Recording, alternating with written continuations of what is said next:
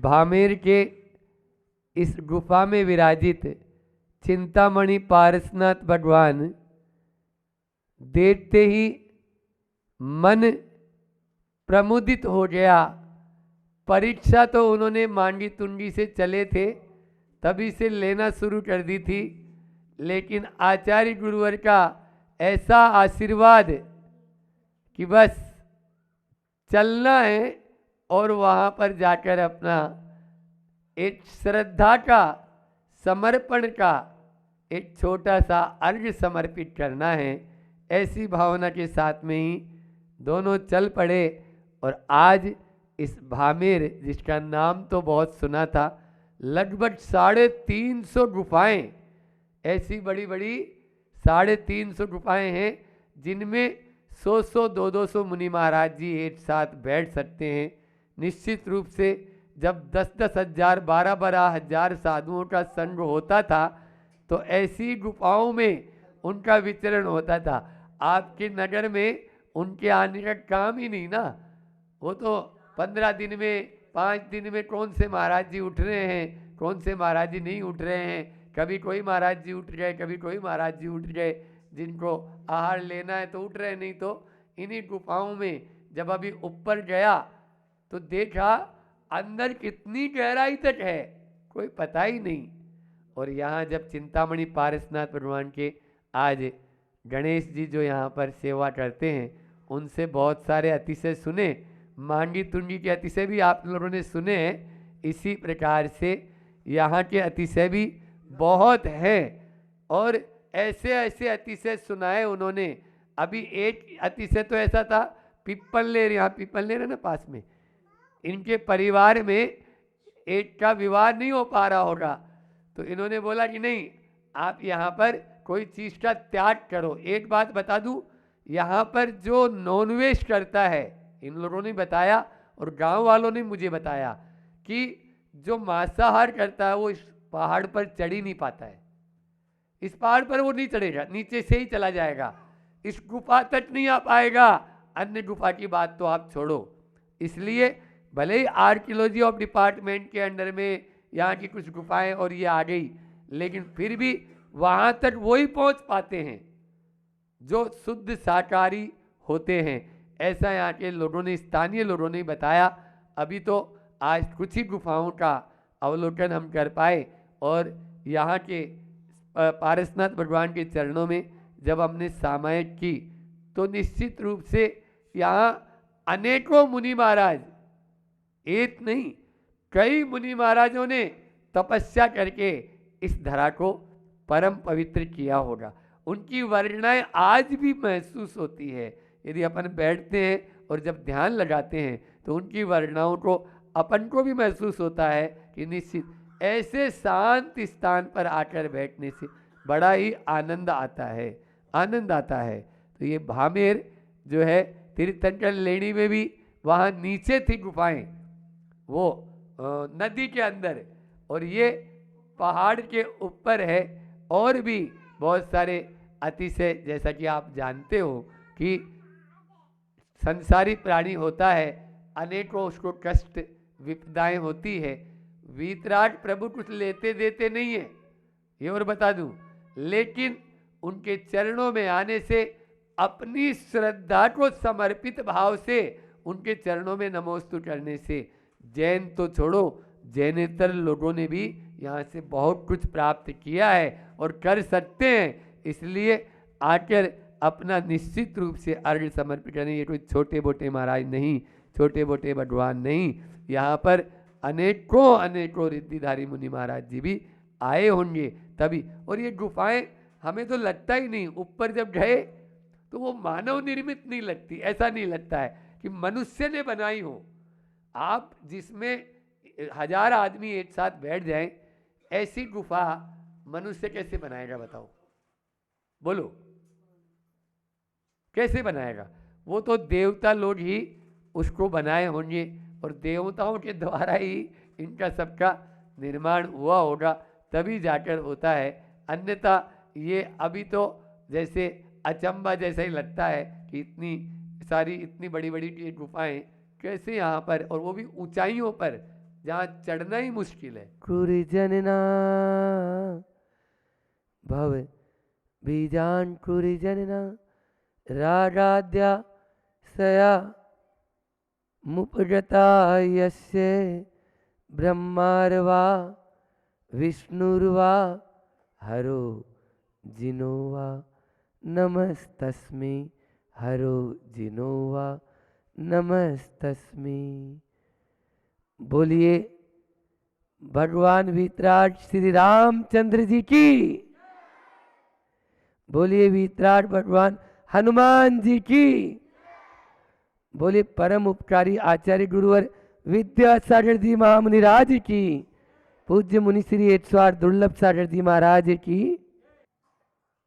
माटी का लोंदा होता है, उस माटी के लोंदे को कुम्हार जैसा भी आकार दे देता है वैसा ही वो बन जाता है। एक बार ऐसा हुआ कि कुम्हार माटी से कुछ बना रहा था, तभी पास बैठी कुमारी ने कहा, स्वामी माटी का आकार क्यों बदल रहा है, स्वामी माटी का आकार क्यों बदल रहा है। तभी कुमार ने कहा, यूं ही मेरा विचार बदल रहा है, यूं ही मेरा विचार बदल रहा है। तपाट से माटी ने कहा, तुम्हारा तो विचार क्या बदल रहा है, मेरा तो संसार बदल रहा है, मेरा तो संसार बदल रहा है। दरअसल बात ऐसी थी कि माटी से चिलम बना रहा था। आप लोगों को थोड़ा समझ में तो आ रहा होगा हिंदी में, थोड़ा थोड़ा भी आएगा चलेगा, क्योंकि हमें मराठी नहीं आती और आपको हिंदी नहीं आती। उतनी उतनी आती जितनी आपको मराठी आती, उतनी हमको हिंदी आती, उतनी आपको हिंदी समझ में भी आ जाती। तो माटी से चिलम बना रहा था। चिलम मतलब सिगरेट की तरह होती है, उसमें तंबाकू भर के पीते हैं। आप लोगों ने हुक्का देखा होगा, तो उस तरह से। तो पुराने जमाने में पहले चिलम चलती थी, और वो चिलम स्वयं भी जलती है और दूसरों को भी जलाती है। और उसका विचार बदला, अरे माटी ज़्यादा आ गई, चलो अपन इसको मंगल कलश बना देते हैं, इससे अपन कलश का रूप दे देते हैं। और जैसे ही उसके मन में आया कि कलश का रूप दे देते हैं, वैसे ही कलश क्या काम आता है बोलो, चिलम खुद जलती है और जो पीता है उसको भी जलाती है। जो भी सिगरेट पिएगा, मान लीजिए बीड़ी पिएगा, तो वो स्वयं भी जलेगा और धुआं छोड़ेगा, तो पूरे के पूरे वातावरण में जो दूसरा है उसको भी दूषित करेगा। समझ में आ रहा है? तो इसलिए कभी भी चिलम की तरह नहीं, मंगल कलश की तरह बनो। माटी के उस मंगल कलश भी बन सकता है। हमारा जीवन भी उस माटी के लोंदे की तरह है। हम चाहें तो अपने आप को चिलम भी बना सकते हैं, और चाहें तो अपने आप को मंगल कलश भी बना सकते हैं। ये हमारे ऊपर निर्भर है। आपको यहाँ पर अच्छी शिक्षा दी जा रही है। आज इस रामचंद्र जो गुरुकुल है, ये वैदिक गुरुकुल प्रणाली से जो यहाँ पर पढ़ाया जाता है, तो यहाँ पर निश्चित रूप से पूर्व में हमारे जो संस्कार हैं, इंद्रदेव जी महाराज जी आश्रम के नाम से है ना ये गुरुकुल, और ये सब यहीं पर रहते बच्चे, आते बाहर से आते। तो यही तो आप लोग देखो, आपके माता पिता ने आपको जन्म दे दिया है, जीवन दे दिया है, लेकिन संस्कारित कौन करेगा? और संस्कार के अभाव में हमारी संस्कृति जीवित रहेगी क्या? 3 काल में जीवित नहीं रह सकती है। यदि हमारी संस्कृति को जीवित रखना चाहते हो तो हमारे संस्कारों को जीवित रखना है, और संस्कारों को जीवित रखना चाहते हो तो अपने विचारों को अच्छा बनाना है। चिलम बनाने वाले विचार नहीं, कलश बनाने वाले विचार हमारे भीतर आने चाहिए।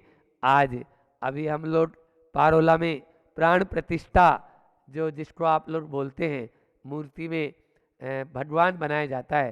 शास्त्रों में ये तो विधान है कि मूर्ति में हम मंत्र फूंकें तो वो भगवान हो जाते हैं, लेकिन ये नहीं बताया कि कोई इंसान के अंदर हम कोई मंत्र फूंक दें, कोई इंसान में हम मंत्र फूंक दें तो वो महान बन जाए, ऐसा कोई मंत्र नहीं दिया।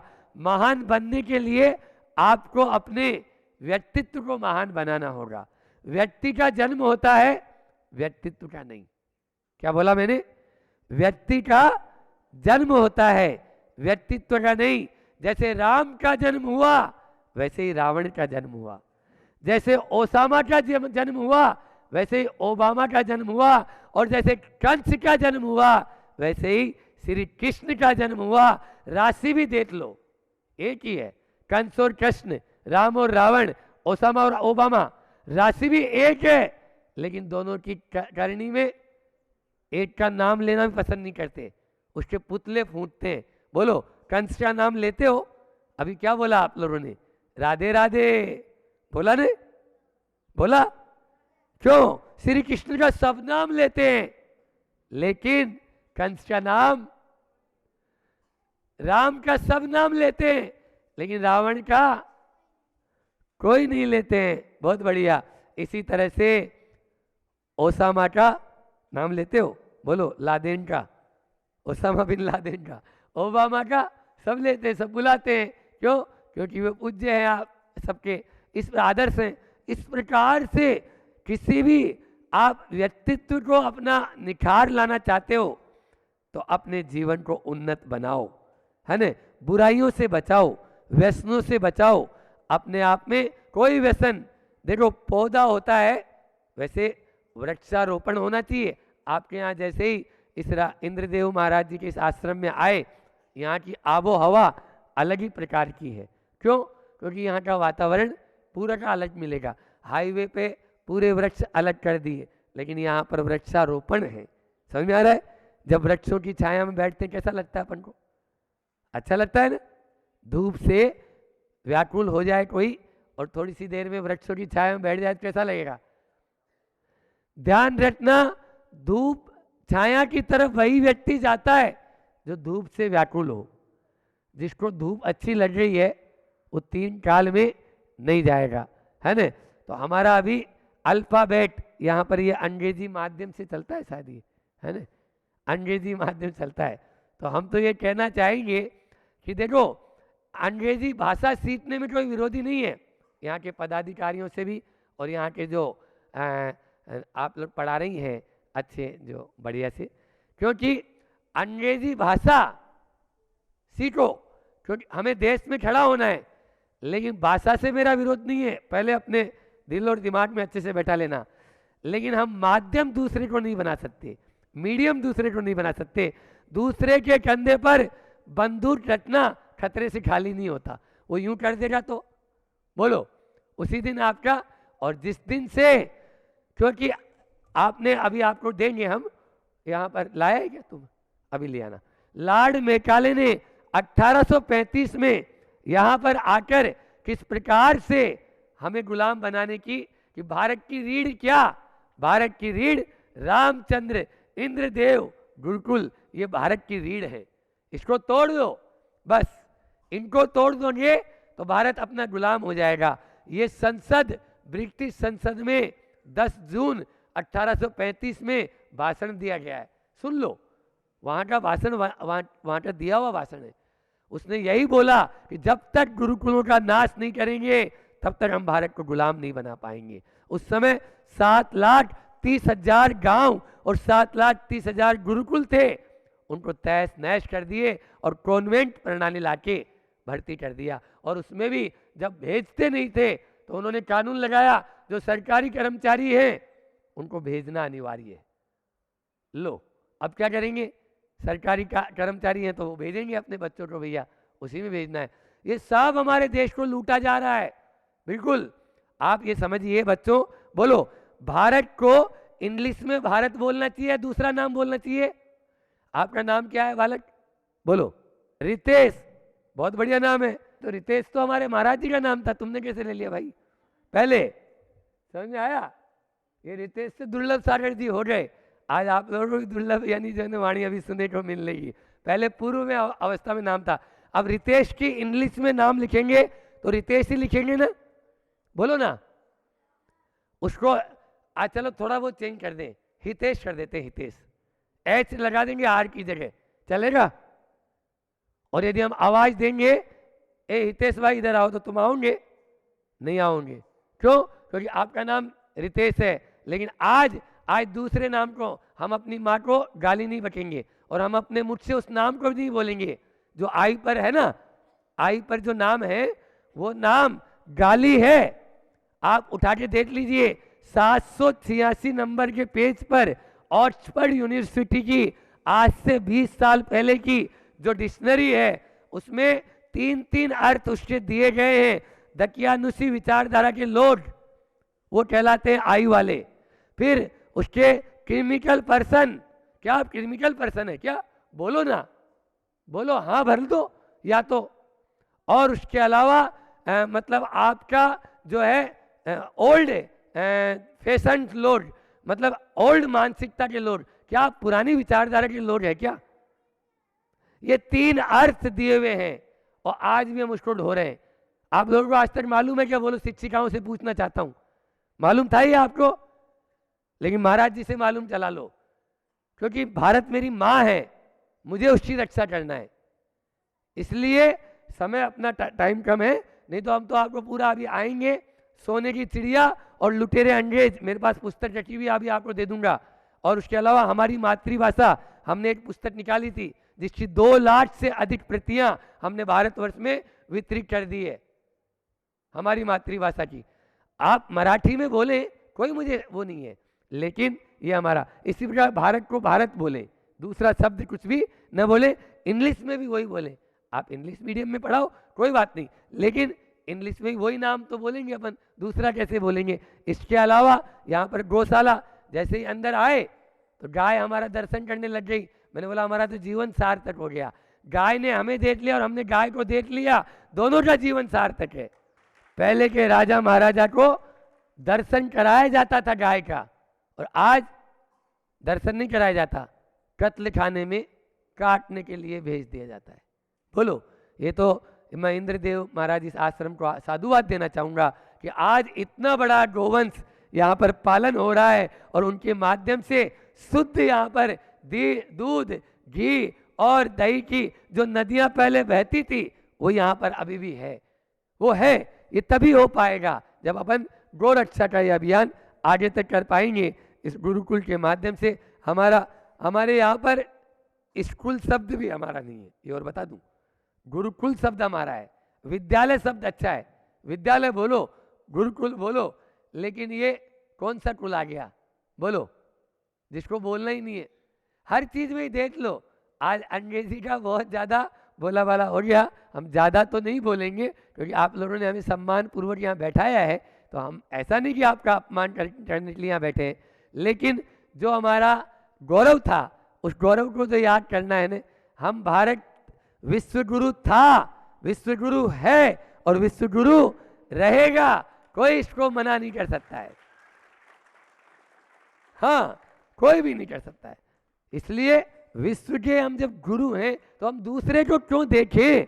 हमारे पास में इतना है खजाना, उसको देखें ना। इसलिए आचार्य श्री जी ने एक हाइकू दिया। हाइकू दिया क्या? पीछे भी देखो, पिछलग्गू न बनो, पीछे रहोगे। ये 17 अक्षर है, इसमें अपना पूरा ये समझ लीजिए स्वाभिमान आ गया। पीछे भी देखो मतलब अपना इतिहास देखो। विज्ञान भटकाता है, इतिहास लौटाता है, ठीक है ना? तो विज्ञान कैंची का काम करता है और इतिहास श्रद्धा का काम करता है। इतिहास जोड़ता है, विज्ञान तोड़ता है। इसलिए हमें इतिहास देखना है, पीछे भी देखो, पिछलग्गू मत बनो। पिछलग्गू का मतलब होता है देखा देखी में, हम जिसने बोला टेलीविजन में अच्छा एडवर्टाइजमेंट मोबाइल में देखा, पिछलग्गू बन जाते हैं। पीछे रहोगे, यदि ऐसा ही होगा तो पीछे रहेंगे। इसलिए पिछलग्गू न बने। आज एच पर हमें बात करना था, XYZ, ये 3 शब्द थे अभी बचे हुए, क्योंकि हमारे अल्फाबेट भी चल रहा है। हम इंग्लिश, क्योंकि आज के एक ये भी हमारी विडंबना है कि जिसको जिस भाषा में समझ में आता है, आचार्य कुंद कुंद भगवान कहते हैं, उसको उसी भाषा में समझाओ। मैं अभी मान लीजिए आपको दूसरी भाषा कोई बोलने लग जाऊं, हिंदी आपको आ रही समझ में, तो आपको समझ पाएंगे? बोलो। यदि हम तेलुगु में बोलने लग जाए तो समझ में आएगा? नहीं आएगा। इस प्रकार से इंग्लिश का मैं विरोधी नहीं हूँ, क्योंकि वो जल्दी समझ जाता है। अभी हमारी अल्फ़ाबेट पे सेंटर चल रही है, आज एच विजन की बात करना था। फिर भी एच विजन का मतलब भी यही है कि एच विजन यानी अपनी ऐसी दृष्टि जिसके माध्यम से हम सृष्टि बदल लें, अपनी सृष्टि बदल लें। समझ में आ रहा है? अपनी ऐसी दृष्टि कर लो जिसके माध्यम से हमारा जीवन बदल जाए। यहाँ गुरुकुल में वही पढ़ाया जाता है और वही यहाँ पर अध्ययन कराया जाता है, जिसके माध्यम से हम अपने जीवन को उन्नत कर लें, अपने सामाजिक, पारिवारिक, आर्थिक और स्वयं के शारीरिक जीवन का उत्थान जहाँ पर होता है वहीं पर हम अपने आप को आगे बढ़ा सकते हैं।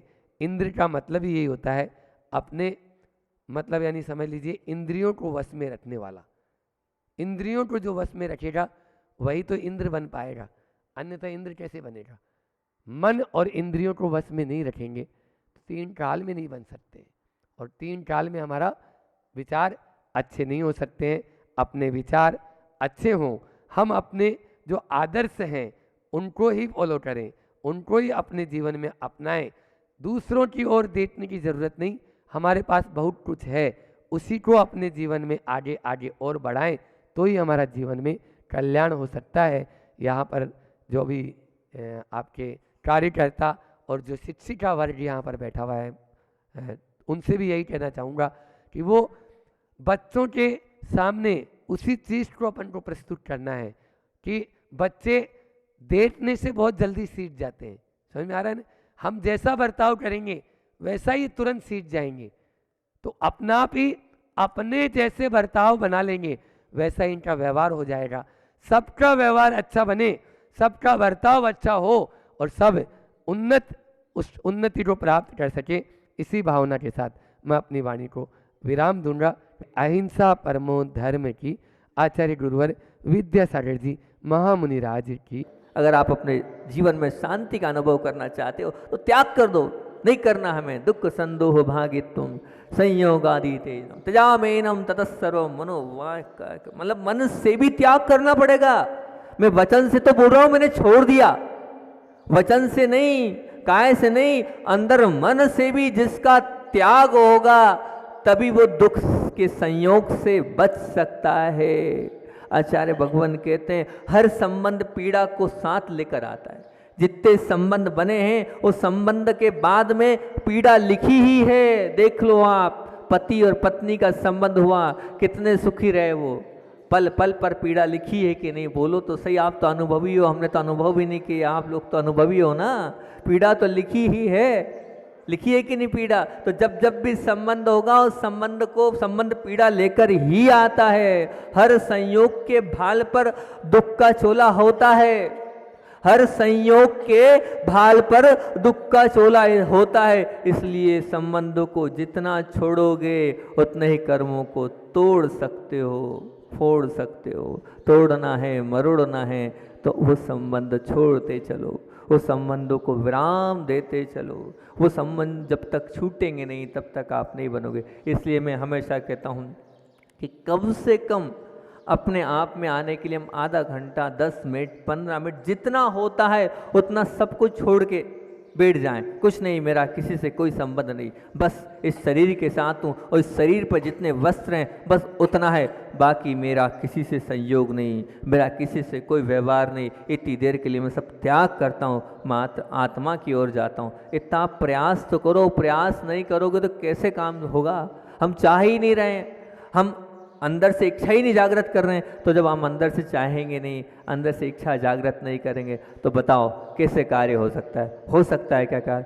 3 काल में वो कार्य नहीं हो पाएगा। तो जुड़ना आपको छोड़ना होगा, तभी आप कर्मों को तोड़ पाओगे, अन्यथा कर्म नहीं टूटने वाले हैं। कर्म को तोड़ने का सबसे अच्छा उपाय ये, जितने हम संयोग को छोड़ते चले जाएंगे, जितने संबंधों को हम दरकिरार करते चले जाएंगे, उतने ही ये मान के चलना हम धर्म के नज़दीक आते चले जाएंगे, प्रभु और गुरु के नज़दीक आते चले जाएंगे। प्रभु और गुरु से हमें नज़दीकी लाना है तो हमारे व्यवहार और हमारे संबंधों को हमें छोड़ना होगा और हमें अपनी सीमा बनानी पड़ेगी। हम कितनी बात करें, कहाँ तक करें और कहाँ तक अपने आप का उसमें स्वामित्व करें। हमारा स्वामित्व हर जगह है, हर स्थान पर अपने स्वामित्व को हमने बरकरार रखा है। जब तक उस स्वामित्व का हम छोड़ने का प्रयास नहीं करेंगे तब तक ना तो हमारा कल्याण हुआ है और ना ही कल्याण होगा।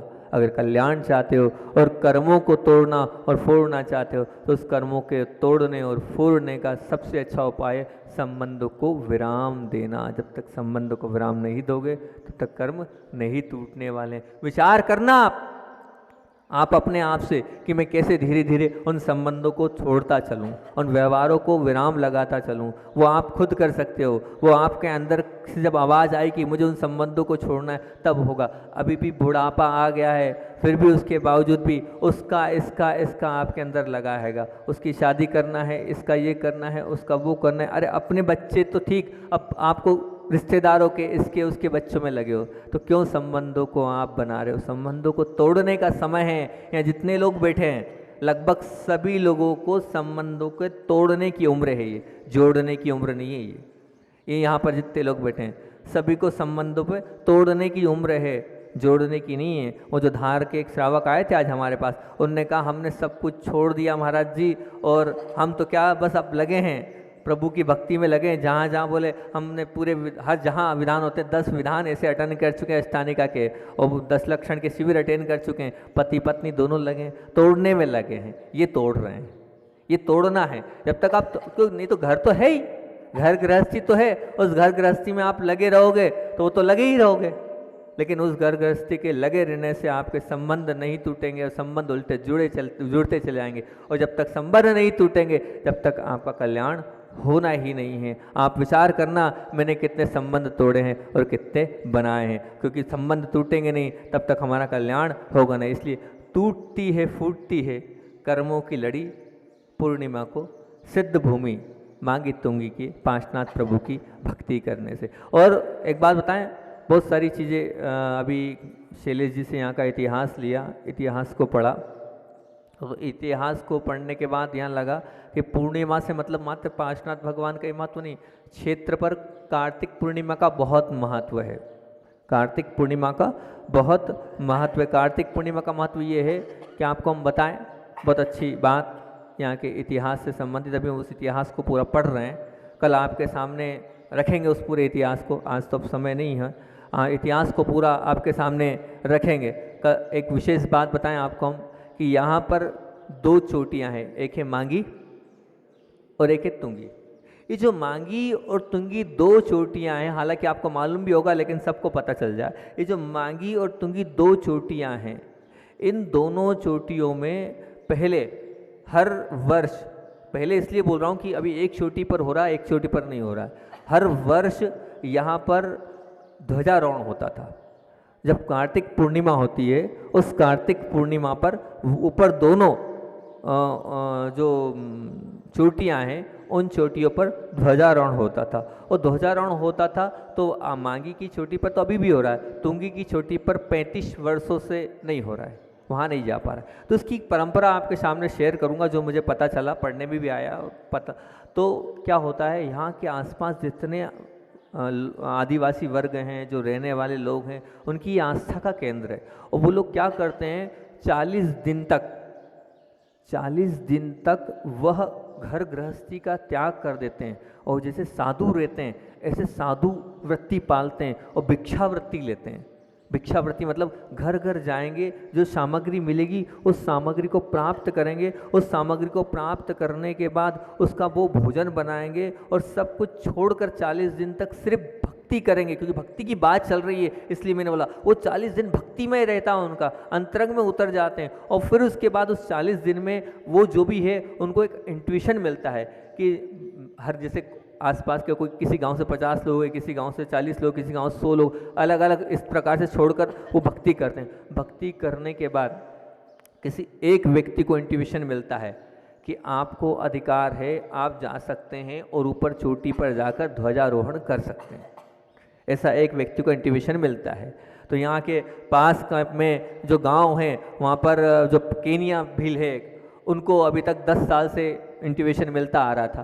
अब तो सालों से हो ही रही है, परंपरा हो ही रही है। तो वो हमेशा मांगी पर जाते थे और मांगी पर जाकर वो उनको मिलता था, तो वो वहाँ शाम को पहुँच जाते थे और शाम को पहुँचते थे। शाम को पहुँचने के बाद वहाँ पर दीपक जलाते थे और ऊपर जहाँ चोटी है वहाँ पहुँचते थे। रात भर वहीं ध्यान करते थे और ध्यान करने के पश्चात ऊपर वहाँ पर ध्वजारोहण करते हैं। परंतु पिछले वर्ष वो पहली बार, यहाँ का इतिहास है कि पहली बार वो ध्वजा पिछले वर्ष नहीं चढ़ी। पिछली वर्ष वो ध्वजा नहीं चढ़ पाई इतने साल के इतिहास में। जैसे 35 साल से तुंगी पे नहीं, ऐसे पिछले वर्ष पाप कर्म का तेज उदय था कि वो ध्वजा नहीं चढ़ पाई। और ध्वजा हर कोई चढ़ नहीं सकता है, ऐसी वो चढ़ाई है, वो चढ़ते नहीं है। वो कहते हैं हमें कोई चढ़ाता है, हम नहीं चढ़ते, बिल्कुल ऐसे चढ़ते हैं शिवकली जैसे उस चोटी के ऊपर। तो क्यों नहीं चढ़ी? तो पिछली बार हुआ ये कि पिछली बार एक व्यक्ति दूसरा आया। क्योंकि क्या होता है कि जब वो ध्वजा जो चढ़ाता है उसको पूजा जाता है, उसको महान बनाया जाता है, क्योंकि सबके बीच में वो जितने भी लोग होते हैं उसको महान मानते कि देखो तुम्हें इतनी बड़ी सिद्धि मिल गई है, तुम वहाँ पहुँचते हो तो उसको पैसा भी मिलता, सब कुछ मिलता। तो उस सब कुछ देखने के बाद एक व्यक्ति को लगा होगा, तो उसने कहा मुझे भी स्वप्न आया है और मुझे भी इंट्यूशन मिली है, मुझे भी अंदर से ऐसा आभास हुआ है कि आपको ध्वजा चढ़ाना है। तो जो मेन व्यक्ति था उसने कहा ठीक है कोई बात नहीं, दोनों चलते हैं, कोई बाधा नहीं। अब दोनों ने प्रारंभ किया पिछले वर्ष, जो सत्य घटना है वो आपको बता रहा हूँ। पिछले वर्ष उन्होंने स्टार्ट किया। जब वो स्टार्ट किया तो वो व्यक्ति जो था जिसको वास्तविकता में इंट्यूशन मिली थी वो तो ऊपर चढ़ गया, लेकिन जो दूसरा व्यक्ति था वो आधी दूर गया और आधी दूर जाते ही वहाँ से वहाँ पहुँच नहीं पाया। आधे रास्ते में ही वो सीधे नीचे गिर गया और नीचे गिरते ही सीधे वहीं के वहीं उसके प्राण निकल गए। पेपरों में भी बताया पिछले वर्ष का प्राण निकल गए। और प्राण निकलने के बाद जैसे प्राण निकलने के बाद फिर अब वही कि वही पिछले साल किया, तो वो जो व्यक्ति था उसी को वापस स्वप्न आया, लेकिन वो वहीं तक जा पाया जहाँ से वो गिरा था, वहीं तक वो जा पाया, आगे नहीं जा पाया, आगे पहुँच ही नहीं पाया, वो आगे जा ही नहीं पाया। तो अब क्यों नहीं जा पाया?